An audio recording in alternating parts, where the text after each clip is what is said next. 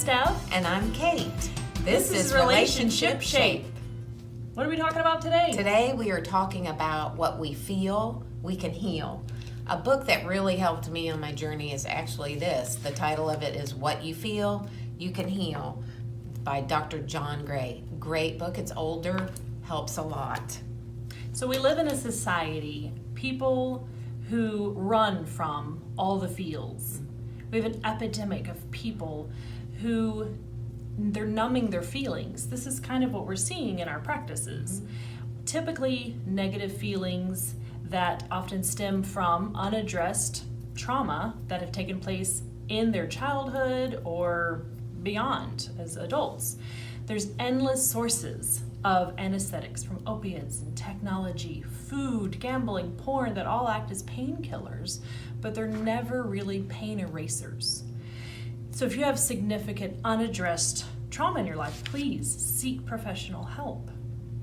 So most professionals find that this needs to be addressed and can be pain erasers. Right. And one organization that's helped a lot of people, millions of people worldwide, is a 12-step organization. It's AA for alcoholics, OA for people who are addicted to food, NA, Narcotics Anonymous. There's tons.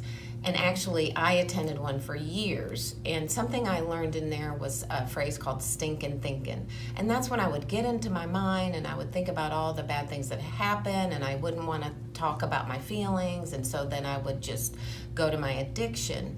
And it just didn't work. So as I worked through my 12 steps with a sponsor, I realized that there was a lot more to living than staying inside my feelings and not sharing them and sitting in the shame, because the shame was really big.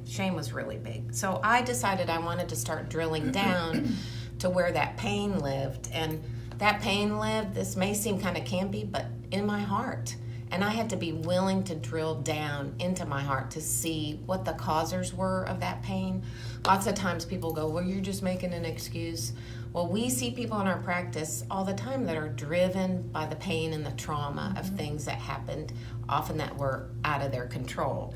So I just worked on those steps, worked on my heart, worked with a sponsor, and got freedom from my addiction.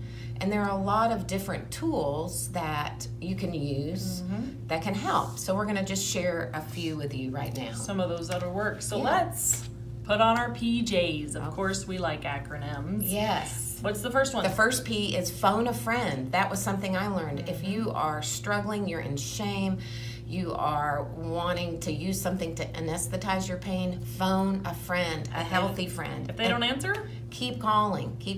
Text, phone a friend. That's The next first one, P. is journaling. Keeping a gratitude journal. What you're thankful for just getting your feelings out on paper changes the way you think.